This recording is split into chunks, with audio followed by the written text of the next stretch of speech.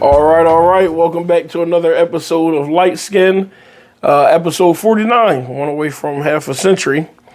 And we're here today with the Haitian hoops coach himself. If you want to introduce yourself. Phil Homere, Duluth Denfeld boys basketball coach. Awesome. Thanks for being on with us. No problem. Yeah. But like always, let's start from baby Philip. Tell us about where you were born and then go from there. All right. I'm from Fort Lauderdale, Florida, born and raised. Growing up, it was a typical thing where constantly, I feel like basketball was always like the sport of my choice. And my mom was constantly working, and I feel like I had the chance of constantly being outside, hanging out with friends, being at the park. And that's why, today, I find it hilarious where kids are always on the phone.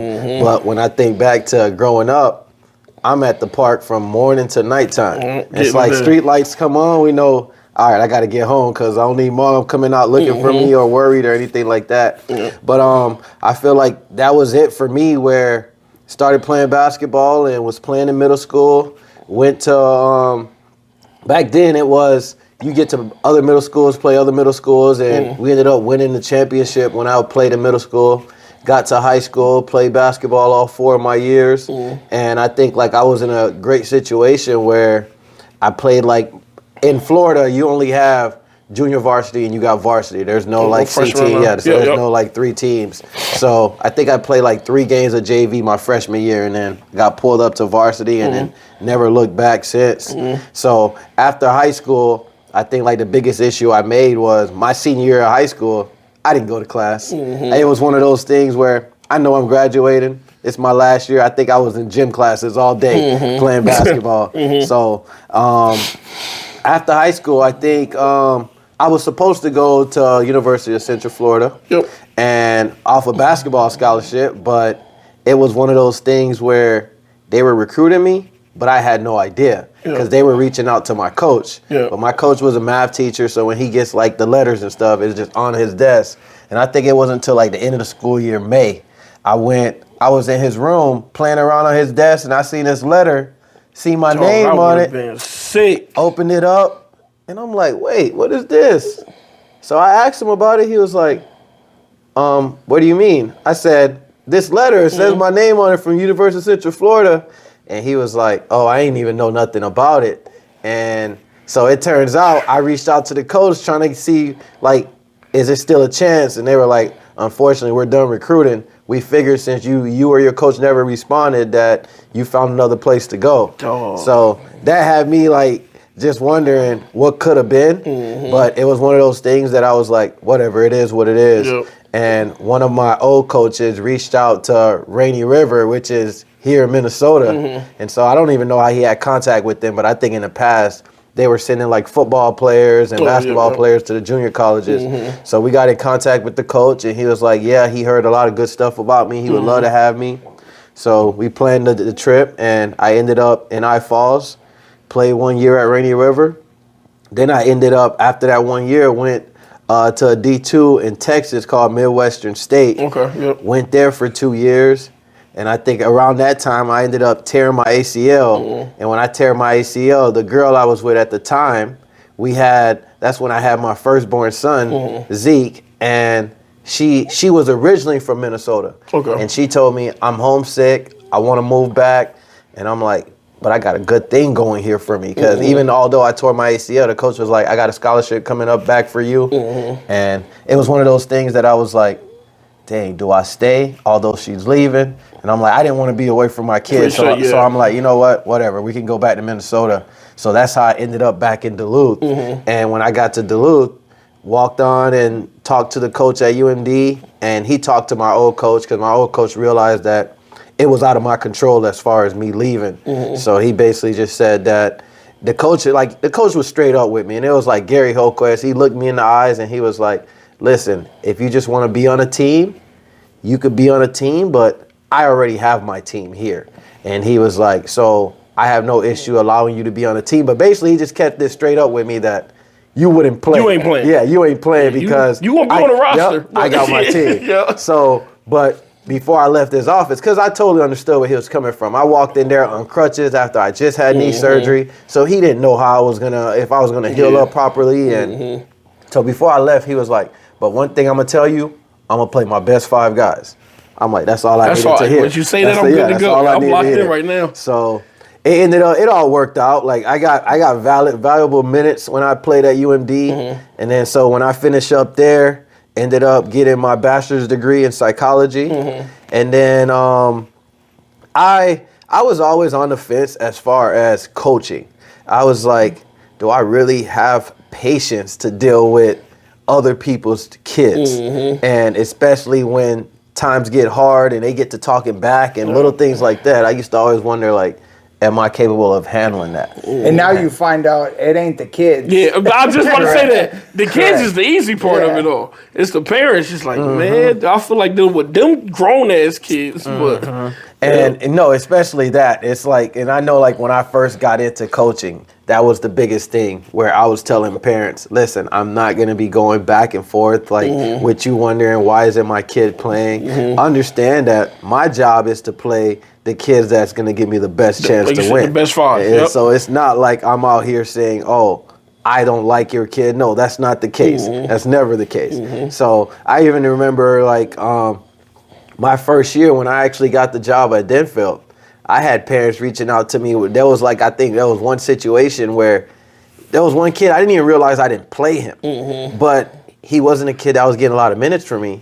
And the parent reached out to me and said, you couldn't play my kid for 30 seconds? You couldn't find 30 seconds to put my kid? And I'm like, we ended up losing the game by 2 points. And I said, it's not that I didn't try to put him in. He just didn't fit the moment at the time. Like, so I feel like I've been very, very blessed to not really have the parent issues as far as parents reaching out about playing time. And because I know I keep it very simple. I say, if you don't agree with the playing time your kid's getting, we could set up a meeting between me, my coaching staff, your kid, and yourself. Because then we could sit down and break it down so your kid could tell you how hard they're working in practice, what are little things that you're not seeing that goes into detail as far as why that child is not playing. So, and I think ever since I made that, because at the start of the season, I make that pretty simple as far as, like, in our parent player meeting, to explain that, to say that that's, I'm very, I got an open door policy, so I'm open to conversation, open to talking about whatever you need to discuss. So I think I've been very blessed and happy as far as, like, not having that issue, not having parents constantly reach out to me about that. Well, I'm going to go back because there's a couple things you said that I even relate to, and I'll tell you some stories. But so, when you grew up in Fort Lauderdale, was it a big high school you went to? Yes, it was a big high school I went to. What you graduated with? I think we graduated with 975. Oh, yeah, yeah. So, down there, because I asked that because I know some of them schools down in Florida are massive. I was just looking I follow a lot of football from down there, and I don't remember if it was like De La Salle down there, but their graduating class this past year was 1,400 of, like, and and think about how many athletes are in that school. So when you can excel at a big school like that, you know you got one of them. And to be honest, I was listening to this one coach say he said, I had a parent not too long come up to me and say, well, my son is playing on JV, but he's good enough to play varsity. He said, nah, that's true. He said, in any other state, he'd be starting. He said, but we're in Florida, and we're a nationally ranked school where all 11 of my starters have D1 scholarships. He said, your son will get a D1. And the fact that he can get a D1 playing on JV tells you something. No, but he ain't this D1, so it's interesting. But you brought up talking about, like, the letters, that your coach had. I remember end of my freshman year, I played varsity and stuff, and my coach had a letter from Syracuse, and it was just an interest letter, being a freshman. They couldn't really talk to you or not yet. But I know, I'm just thinking, and I had got all conference, all South Jersey, hadn't made all state yet. But I'm hyped because we was one of the first, me and my cousin Sean, one of the first 2 freshmen in South Jersey as a freshman to make all South Jersey. And I remember being in my coach's office and he wanted to give us this film because he used to put it on the VHS still. So we go pick up our film package.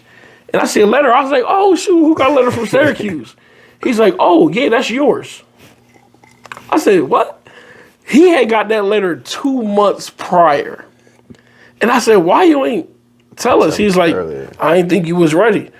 Dog, they think I'm ready. You know what I mean? Like, this ain't, at this point, Exactly. It really ain't up to you right now. Like, at least tell me, you know, and let me figure out what I need to work on or, you know, because my grades was good all the way through high school. But, and then, you know, I ended up going to college and playing, but my little brother, it happened to him for track and football, where his senior year, he was getting reached out, a lot of different colleges reaching out to him. And he's like, man, I just feel like I should have a lot more, you know, but then he found out there was some monster offers that he got from Florida, Texas, that the coaches wouldn't tell him. Come to find out, they wouldn't tell him because one of our coaches' sons wasn't getting the look that my little brother was getting. So he withheld this stuff on purpose. And they had this meeting with my brother and told him, like, you know, y'all, I don't think you're going to be able to go anywhere because this. And my brother had a baby in high school and everything when he was 15. And my brother was like, oh, little do y'all know, I already signed a letter of intent for a scholarship out in Norfolk State.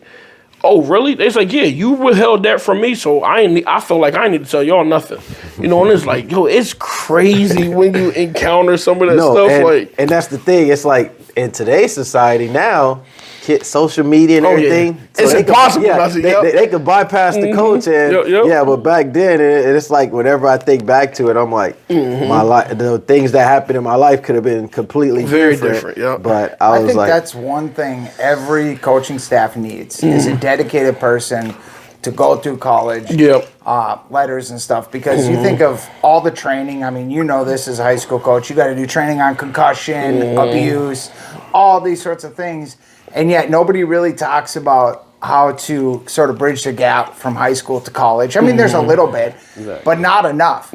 And how impactful this stuff is for kids, like whether it's the AD's office or somebody on the coaching staff should be dedicated for college. I agree. And you got siblings. Yes. How many? So I got 6 brothers. Damn. No sisters. No sisters. That's crazy. And it's funny because every time I think about it, we got same mom and dad. It was almost like mom and dad just kept saying, all right, we need to have a girl. We need to have a girl. And I think after my little brother, they were like, you know what? We're done trying. This ain't happening. So, where are you in the mix? So I'm the 6th. I'm the 6th, so I got one younger brother. So the other 5 are older than me. So, and everybody, all of them live in Florida, except I have one brother that lives in Georgia. He's a police officer. Well, he's a detective now. Oh, that's and what's up. I have another one that's in California. Now, did they all do sports too? So, no. They all were soccer players. I think I was the only basketball player out of the mix. My little brother, he's pretty decent in basketball. He thinks he's better than he is. No, but yeah, other than that, as far as basketball, it was just me and my little brother that did that, but everybody else was just really good soccer players. Yep. How was the transition for you from going, I know you talked about it a little bit, but like, how was it from going to down south to now you up in Minnesota? So it was a huge culture shock. It was one of those things where, especially in International Falls, right there by Canada. Yeah, you way up there. It was one of those things that if I could jump in a vehicle and drive home, I wouldn't have been in Minnesota no more. Because I think when I came up here in 2006, it was my first time seeing snow. So it was cool at first. So especially having like 8 a.m. classes, like I go out over here touching the snow, like, hey, I've never seen this before.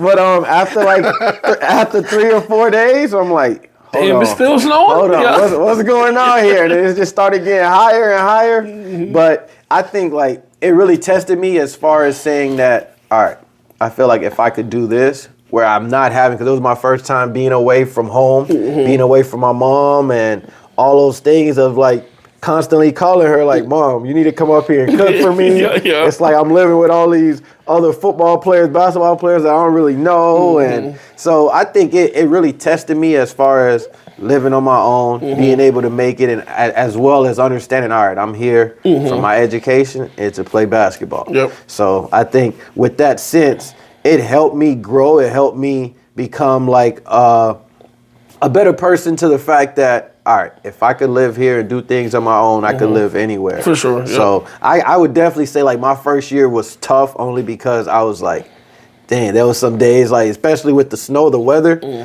That's why I always try to tell my players, like, if you're not a morning person, and when you get to college, don't sign up for them 8 a.m. classes, because there was definitely some days I woke up and I'm like, man, it's way too cold. I'd rather stay in bed. So those little things, because in Florida, you ain't got to worry about that. Like growing up in Florida, when it's 50, we over here big jackets and got hats, exactly. But now, been here so long, it gets 50, we excited. No shirt. Exactly. It's crazy. I remember going to Florida on a family trip when we went to this water park called Blizzard Beach. Okay. I don't know if it's still there or not, but I can remember it was probably January. We're in shorts. The workers are all hats, winter gloves, and we're going down the water slides. I'm thinking, what is wrong with you? How did you be that cold? Yeah, it's I had a buddy who lived in Florida for a long time, and I used to go visit him down in Tampa. And it was a couple years ago, and it was probably like 3 or 4 years ago. We had a stretch of like 2 weeks of negative. It was just straight negative weather. And I called it second. He's like, bro, it's cold as hell down here. I said, stop. I said, what is it? Like 57. I said, bro, it's negative 30 up here. And it's been this way for the last week. And today's a nice day. Yeah. And think about it. I remember talking to my brother about it, or even my grandmom, of when you're at negative 30, negative 40, and it hits 0 degrees, that's a 40-degree difference. And you like, dog, it's night. We got to go outside. Like, we need to do something now. So, yeah, me moving up here from Jersey, was even different. It get cold, but it never gets like below 20 or nothing. But up here, it just lasts so long, and it is a beautiful area. And my first year up here was like, man, do I really want to be up here? Like, how long this going to last for? Summer don't come until mid-June, and then moment September hit, you're done. After Labor Day weekend, get your hoodies out because it's go time, so. After you graduated UMD, what did you do after that? So after I graduated UMD, I think throughout like my college time, I was always like working. It was something. And I know when I was at UMD, I was doing like the whole group home job, like Northern Adult Foster Care. Like I'm still employed there, so it's been like a good 14 years so I think that's something I've been always doing. And I think it's crazy as far as, so after UMD, when I graduated, Rhett McDonald, the East basketball coach, when I was a senior, he was a senior on the roster with me. And we always like kept in touch as far as after UMD. So I remember when he ended up getting the job at Duluth East High School, he reached out to me and he said, I need a youth basketball coach. And he was like, I got like some 4th and 5th graders. I need somebody to coach them. And I'm like, dude, I'm not trying to coach that age level. Like, I don't know if I could do that. And he was like, well, give it a try. You might like it. I'm like, all right, man, I got you. So I started coaching that group. And it's crazy because those same kids, I still see them around town, and they always talk about like when I was coaching them back then and the things that I taught them. And I'm like, dude, you remember that? Yep. And so I thought that was around the time it got started, where I was coaching that 4th and 5th grade group. And I think I did that for like 2 years. After I did that for 2 years, I ended up, I think 2 or 3 years later, Rhett McDonald added me to his staff at Duluth East High School. And I want to say that was like 2014, 2015. Yep. So I was on staff there for I was the assistant coach for JV and the assistant coach for varsity. And I did that for 2 years. And then after that, that's when I started running in contact with the West Side kids. And that's when the more I started having conversations with the parents and talking to them, just seeing how some of those kids has been growing up as far as not having that family support, I was like, I think I'm coaching the wrong side of town. I feel like these kids actually need me a little bit more. So I started doing like individual workouts with those kids, and finally one of the parents was like, hey, we have youth basketball the same way you were doing it at East. We have youth basketball here at Denfeld. Would you be interested in coaching the 6th grade team? I'm like, you know what? Why not? So I stayed with that group, and that was like with the Finley Paul, Ethan Starstead, Ada Newton. And so those were like the 3 main kids I started with. So I stayed with them until they were 8th graders. And so you moved up with them? Yeah, I just kept every year. I just kept coaching them as youth, and I remember it was tough at first because I was always on them. Like I treated them like they were my kids. And so when they got to 8th grade, and me and the parents were talking, we were like, it just sucks that when they get to high school, I can't coach them anymore. So 9th grade went by, and then I think when they were 10th graders, the job opening came at the high school. And everybody was pushing at me to go do it, and I'm like, I don't know. I said, I got comfortable with the youth level. I don't know if I'm ready for the high school level. But then again, building that relationship with those guys, I was like, it would be nice if I was able to coach them in high school. So I went for the job and ended up getting a phone call that I did get the position. So I was excited. I was excited. I was like, oh, this is gonna be great. Like I started with these kids, now I get to continue with them. So, and I could say though, like my first year there, it was rough. And it was rough for the sense that those guys didn't really know me, and I had a good group of senior guys. And it was just the fact that they listened to me. They were like well mannered, but I think they were so used to like losing in the past that at times when it got hard, they were like, no, we don't need to try that much. We're gonna lose this game. And I feel like it was until like the middle of the season they realized that all I'm asking for them is give it your all. And I really feel like they were like the stepping stone as far as the program to show like the other kids, although we were losing, we were playing hard. Cause like I think that first year we were 3-24, so it was rough. I was like, that's like the worst I've ever lost. And I'm just looking back like, hey, is it me? I'm terrible. I was like, maybe I made a bad decision deciding to be a coach. But then it's like, my ass, right? Exactly. But I went back and I was looking at like past records. I'm like, well, it ain't that bad. The year before, I was like, the year before they won 1 game. We won 3 this year. So we making progress. We making progress.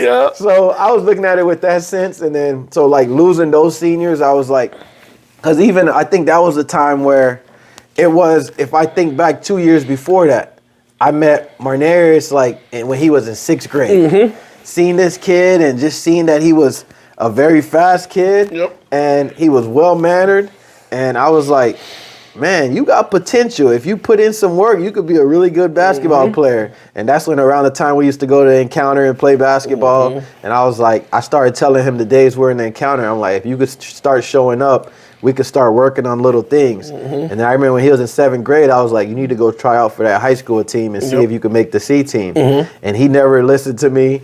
8th grade, same thing. He didn't do it. So when I got the position as in high school, and I put my coaching staff together, I was like, listen, I got a freshman that could play right now. He could play on a varsity team. And they were like, seriously? I'm like, I'm serious. So when they seen him, they was like, oh, you wasn't lying. But at the same time, I didn't think he was ready yet. So I was like, I think he should play like 3 or 4 games on JV or C team. Let's get him ready. And I think it was in the sense of me telling these seniors, I think it was like 8 or 9 of them. And I was like, I don't want to give up on you guys. I do have some younger kids, especially like the ones I was coaching as youth. I was like, I could easily bring them up and say, I'm not going to worry about these kids. I'm gonna focus on the future. But I was like, no, I want to give you guys a shot. I said, if by Christmas nothing changes, I will bring some younger guys up. And then I think especially when I did decide to, after like 5 games, I brought Marnarius up, and that made a huge difference as far as like how much harder everybody started working. And so when I think back to, and then when I got to my 2nd year, I think we ended up going, what was it? It was 16-13. We got to the section championship game and lost to, Hermantown, and we thought that was great because losing so much. And it's like we looked at from winning 3 games to winning 16. Like we was like we made a huge progress. Then it's like then I get to my 3rd year. My 3rd year, we came in like this is our year. Yeah. We was like we put in so much work in the summer. We was playing all over the state. We was like we're winning it all. We're going to state. We winning it all. And that was our mind frame from day one. Then it's like injuries happen. Yep. I remember like first game of the season, Aiden it was either Marnaris is my 1A, Aiden's my 1B. And he was just my glue. And it's crazy because I'm always telling guys, I don't want y'all blocking shots, just hands up. But the kid had one heck of a block off the backboard. And unfortunately, after the block came down, tore his ACL. And then when I heard his scream, I was like, oh, man. I already knew. I already know it. And especially me, like, tore my ACL 3 times. So it sucked, like, hearing him like that. And then I think, like, a month later, Marnaris ended up hurt. So I'm like, there goes my 2 best players. And I think that year I went the whole year not having KJ because he was hurt. And so then I'm like, 3 guys that I felt like was going to get me over the top ended up hurt. So then I think we finished up the season. We lost first round in the playoffs. And so we were like 16-12. And I'm thinking like, here we thought we were going to state. We were doing all this and all that. And injuries prevented that from happening. So that was like a tough pill to swallow because that 3rd year, those same kids I said I started coaching at 6th grade, they were seniors. And I'm like, I felt like I owed them like all the things we've been through like with the youth. I felt like I owed them as far as going to state. But I was like, that was out of our control. We didn't think that would happen and work out the way it did.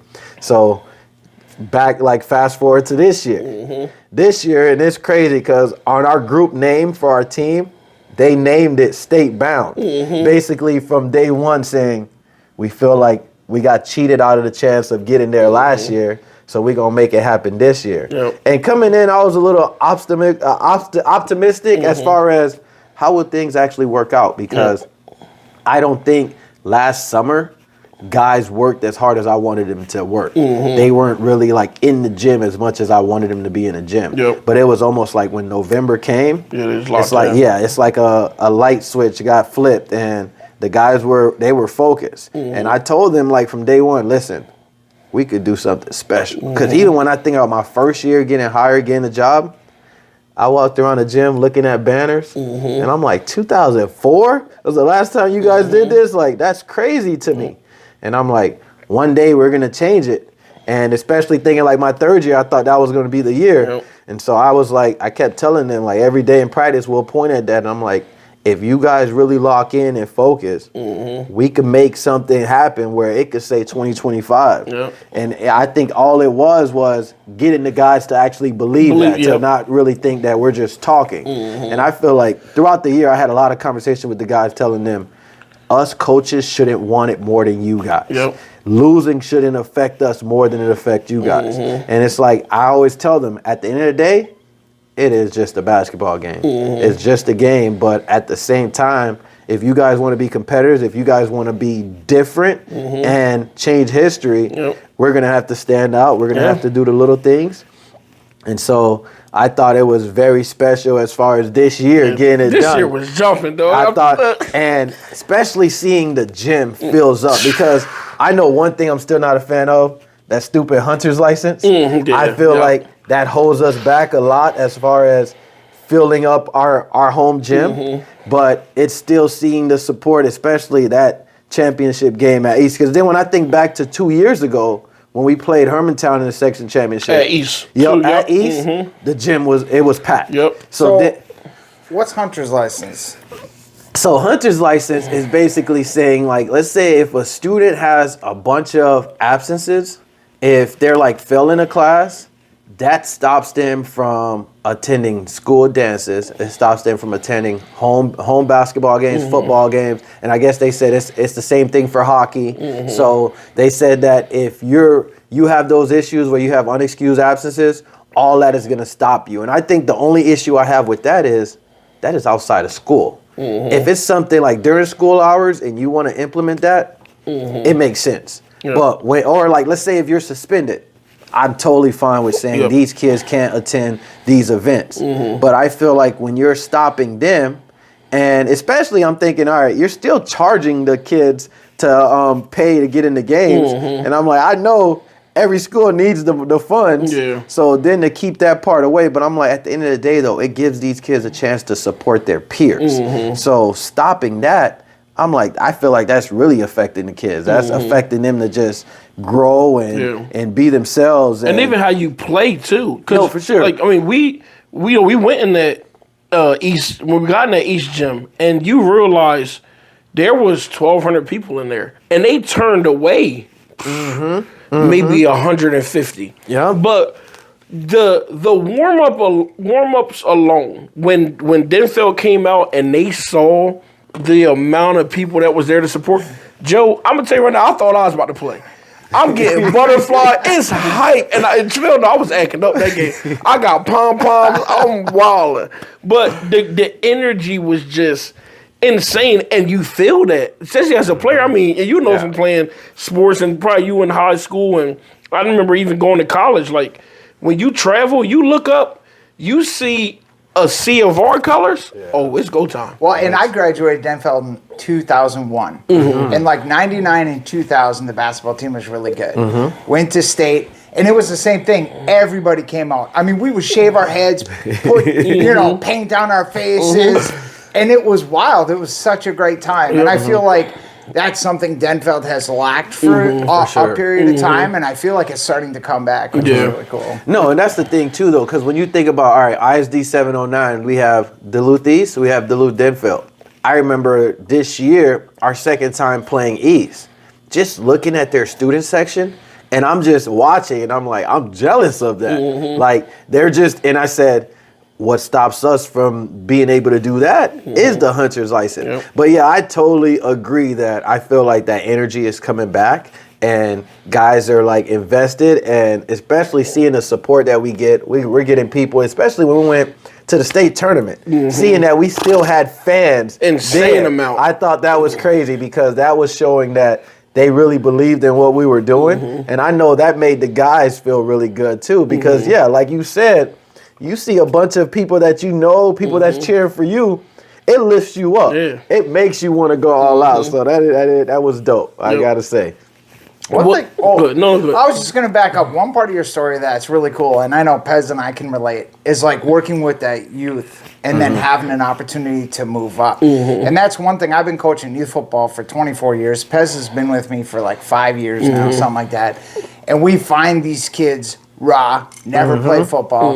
You work with them with them for a few years, and then they're gone. For sure. Now this year we're going to go up to Denfeld, which we're super hyped about because this is like the first class that we saw these kids when they were young, and now we get to follow them up.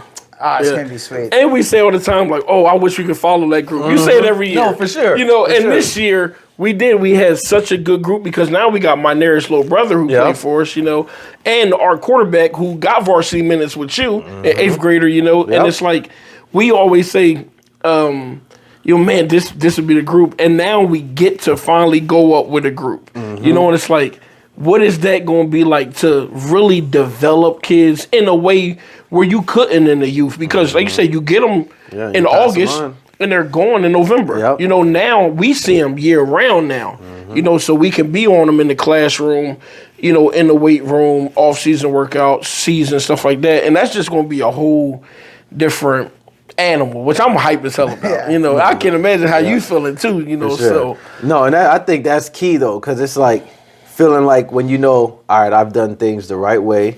I've helped this kid from day one, and I've watched them grow. Because a lot of these kids, they're raw. They need a lot of work, and a lot of these kids, we're their mentor, we're father figure, and so it's great though to be able to get them at that high school level and watch them, like basically you're watching them become kids and to become manhood. And so I think that's been awesome. Oh, and that's crazy too, because you're right. Like they're young men. Like some of these kids, like Antonio and Carter, they're little kids and chubby running around. Exactly. And now you see them 6'5". It's like, okay, y'all think y'all big now. Exactly.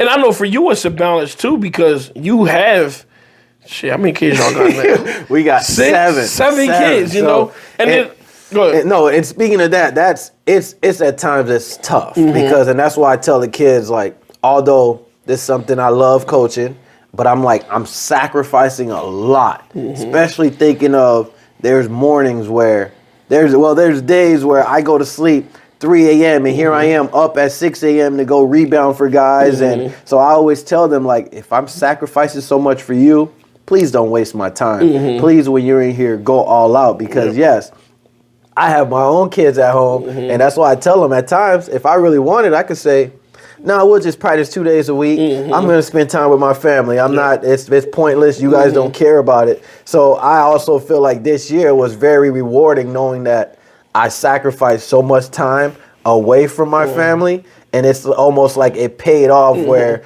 the guys got the job done. Because it's almost like as a coach, you're losing a lot of hours of sleep. You're constantly thinking, watching film, breaking things down, and always second guessing yourself. Because even when I think about me at home, there's times where me and Yvonne be having a conversation and she asks me a question, and I like tune her out for a moment because I'm thinking about, dang, did I make the right play on it? Did I do that? I told him to swing this out here. Exactly. And then she's like, you didn't hear me? And I'm like, hold on, what did you say?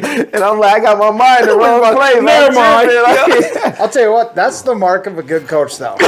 Whether you win or lose, but especially losses. I mean, we've battled against Northwestern, for instance, so many times, and we've gone out there and lost. I can't tell you the amount of drive home that I've been like, that's where we went wrong. Why did I do that? And it eats you up, and it should eat you up. I mean, even in games we win and play good. Like, for sure. They're like, and me and Joe, like, we talk every day, probably 20 times a day.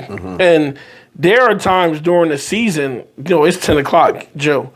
Yeah, we just won this, but we got to move this kid over here. We need to flip this play because now we about to go against this team that does that. I mean, and it is, your mind just never stops rolling with it, And trust me, I found myself, just the other day I was writing a grant, and I got to thinking about football plays and forgot I was writing the grant. I started, like, looking up these things like, man, how would I do this block or have this person?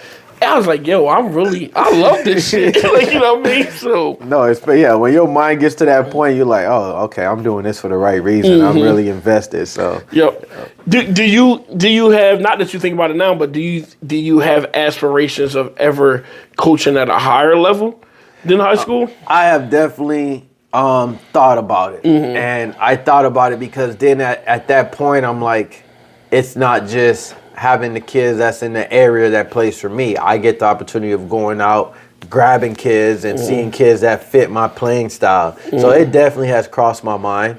But it's like right now I'm just enjoying the moment with the kids that I have now. But yeah, I definitely thought about it because even like kids that's graduated that played for me 1 or 2 years ago, they're like, Coach, I really wish you go coach at a college so you could have us if you would want us. And so definitely had people talking to me about that. So I definitely have considered it. So how do you think y'all fare coming up this next season? Coming up next season, I'm put it like this.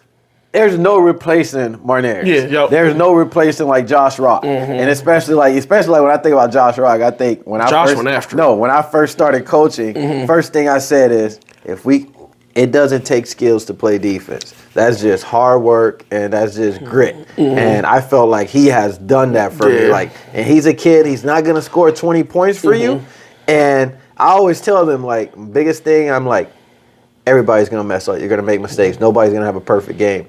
But if you mess up, go down there and make up for it. And he's a kid, I'll watch him miss a layup. I can't even get mad at him because I know he's gonna get the ball back from me. So he's been sensational. But when I think back, like ahead, I'm pretty confident that there's no reason that with what this group of seniors have done, I feel like the younger guys, especially knowing that I'm getting 3 returning starters back, and I think that's something I've always done. Like every single year, I've always made it that with my starting lineup, I start putting younger guys. I feel like a lot of coaches try to do, oh, I'm going to start 5 seniors. Yeah. But I'm like, then in the future, you're putting kids that's not even That's ready. not developed. Yeah, exactly. They're not ready for the moment, and it's just that they're just going to be nervous the entire time. So I feel like every year, I feel like I got a underclassman that's going to be ready for the moment. So knowing that I'm getting Carter back, I'm getting Antonio back, I'm getting Lee back, and then I'm getting some other younger kids that's played varsity minutes,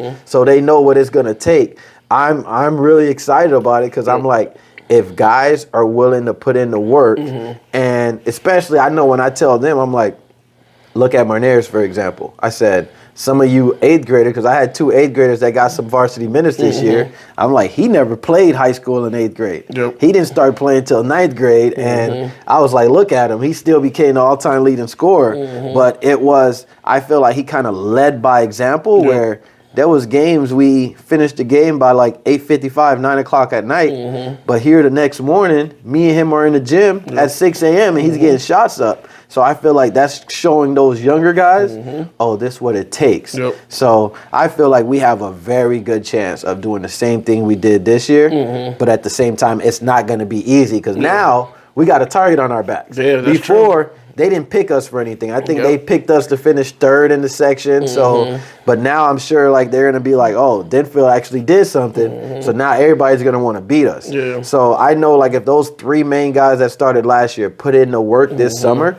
there's no reason why we don't get the job done. But at the same time, I need those guys to be leaders and lift the younger guys up so that we're able to do what we got to do. That can be in your favor though sometimes too. For sure. You know, like. Because then all of a sudden you come in and teams are intimidated. But as long as you keep playing fundamental basketball. Exactly. Yeah, and I know we talk a lot of times like there's so many just athletes around here. Yep. You know, and I mean we see it every year. One kid we always talk about is like Jediah. You know, it's like just the skill level, or Kalijah, or you know, and just the skill level on a lot of these kids to have somebody that can develop them. But I mean, and develop them on the field or on the court and outside of it. It's huge.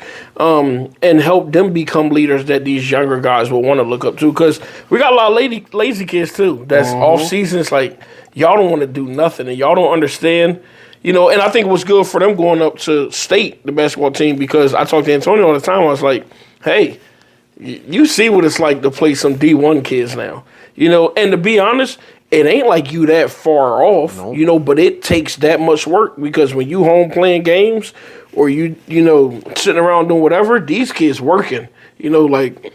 No, and when we talk about, like, when I think about Antonio, this is a kid at the start of the year, he didn't touch the court. He was the biggest kid there, but it was like, he wasn't showing me anything. And I don't know when it was like December, something just flipped with him and he started, like, being into it. He started showing up. He started like showing like what kind of force he could be. So then it got to the point where to start off not really playing, and you could just tell he was frustrated with it, but I'm like, don't be frustrated with me. It's all on you. You help us decide if we should play you or not.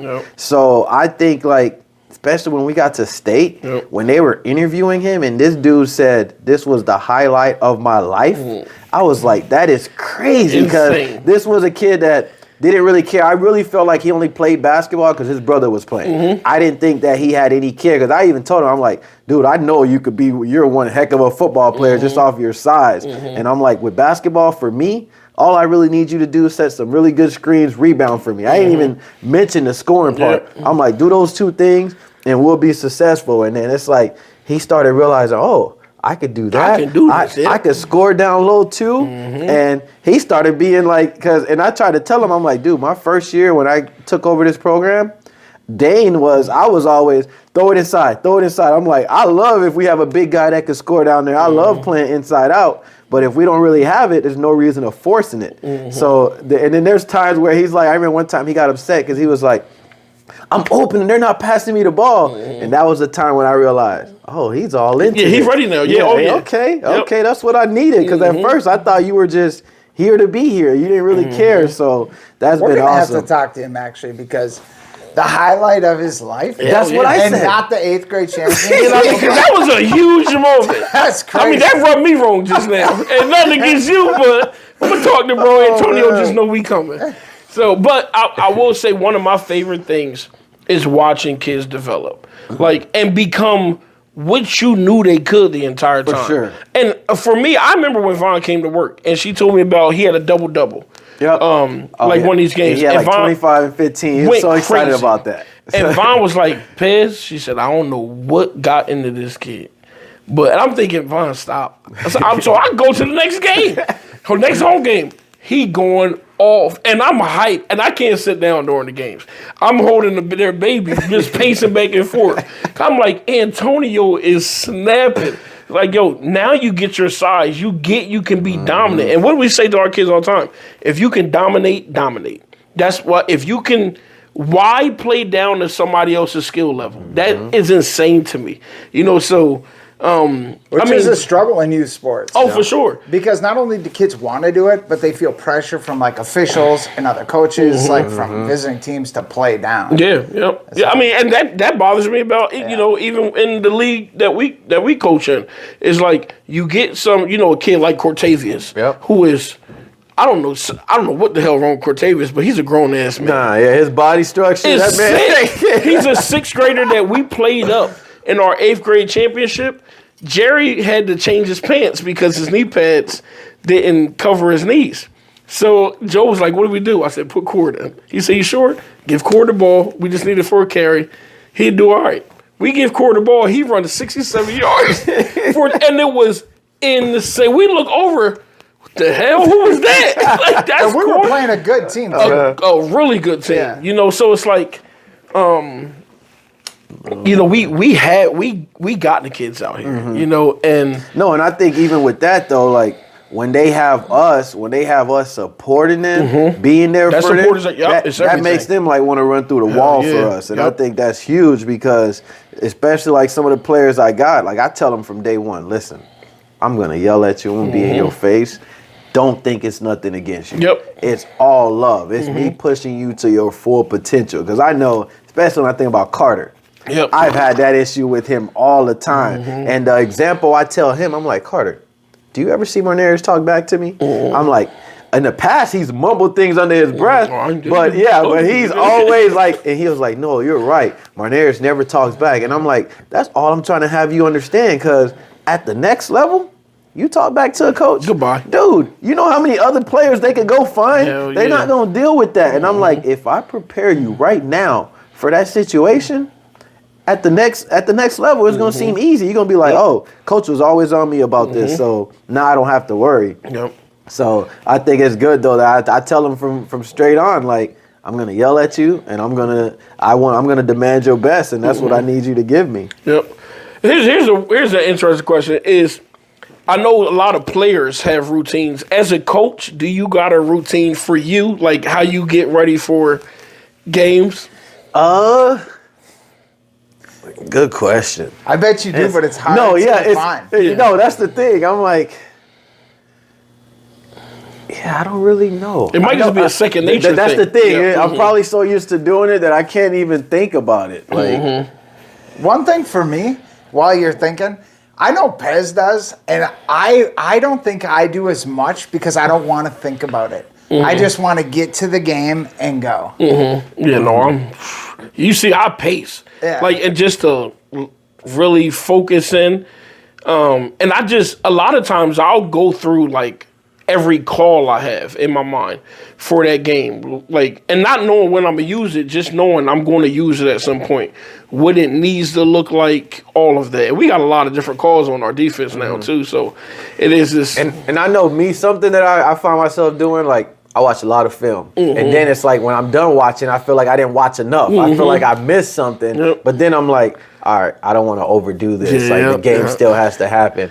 But I know one thing I normally find myself doing is like when I get all the guys together, like before the game, I'm just watching all their eyes and just seeing like, all right, is there somebody that just seems more prepared, like ready? And I'm like, and I tell the guys all the time, I get it. You're going to be nervous. Like that happens. But I'm like, once that ball goes up, you should be ready to go. So I feel like because in my mind, I'm nervous just with them. I'm like, because I don't know how it's going to turn out. And so I always tell them, like, when I'm out there, I just want you guys to go all out. So yeah, I feel like the film part is probably huge on something that I do. Well, and I think a lot of the preparation too is done throughout the week. Yep. You know, and so we prepare all week. We get the kids ready, and it's the same thing. Like, let's say you're into a playoff game or the championship game. How much you want to load up on these kids? Because if they don't know it before that day, then they just you're don't not know going it. to teach them. Yeah. You know, and I kind of feel that way as a coach. Like, man, if I didn't prepare for it, what am I going to come up with now? So, like on our championship days, I'll be up in the booth all day. I try not to even think about the game because otherwise, you know, then you get down there and then you're nervous. You're like, well, you can't be nervous. You got to lead this team. You know, Exactly. But it's fun, man. I tell you what, being a coach is. No, it's rewarding. Very much. If it's anybody I remember from my childhood, it's my coaches. And I remember my coaches from my, like, when I was 5 to high school all the way through college. And to be honest, my 8th grade coach had probably the biggest impact on me through my high school and college coaches, you know, and that defines what you're going to do, what you want to become, how you treat people, how you going to raise your kids. Sure, such a pivotal. It's huge, man. A lot of people don't get that, and you know, I hear parents sometimes, "Oh, I don't want my son to do this or not," and it's like, if not for any other reason, it'd be good for just helping him develop into the person he wants to become. Get some values and morals, you know. So. It's a ball, though. No, I totally agree with that because when I think about it, like my high school coach, not even like he wasn't even my varsity coach. It was a guy that was my JV coach.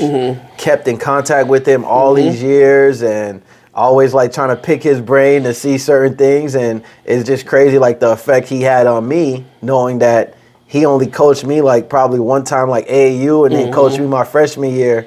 And to see that we still got that connection and we still talk. So yeah, it just tells you like how much impact like a coach could do in your life. So for sure. And as we wrap up, I'll ask the question that we always ask everybody: is, and don't think of it as like go back and change something, but if you could go back and say something to younger Philip, what would it be? What I would say is don't be afraid to take chances. Don't be afraid as far as like what people will say. Be yourself and go all out. Oh, that's good. That's good. There's a lot of people miss out on a lot of things because they don't want to take that, you know, next step. But never know what you're gonna find. I mean, I moved to Minnesota. Yeah. Who in the world would have thought I'm in Duluth from Jersey? It's different, but Man, if you heard how many people at state tournament was like, "Hey, there's 4 black coaches. They got black coaches in Duluth. Where is even Duluth?" I thought that was hilarious. Like, it's funny as nope, hell. there's black people there. Don't worry. Oh, trust me, I hear it all the time. You know, when I talk about running NYS, and they say, "Oh, there's black kids there, dude. That's all we got, and they've got 100 of them." You know, and that's not even all the kids in the neighborhood. You know, but they up here, and we love them. So, but I appreciate you. You know, congrats on just how you're continuing to build that team and just grow these young men and their success. And look, in a year or two, we might win this state thing. Yeah, I'm telling you, we gonna win this state. And I'm going to the next one. I'm shutting NYS down because Von FaceTimed me for their game. Oh, and I'm on the screen hype yelling. I said, why am I not there right now? No, playing at U of M, that was very rewarding. That was like a great atmosphere. Hell yeah. So we going to travel next year. Well, like always, thanks for watching. And like, subscribe, and share. And we'll see you next time.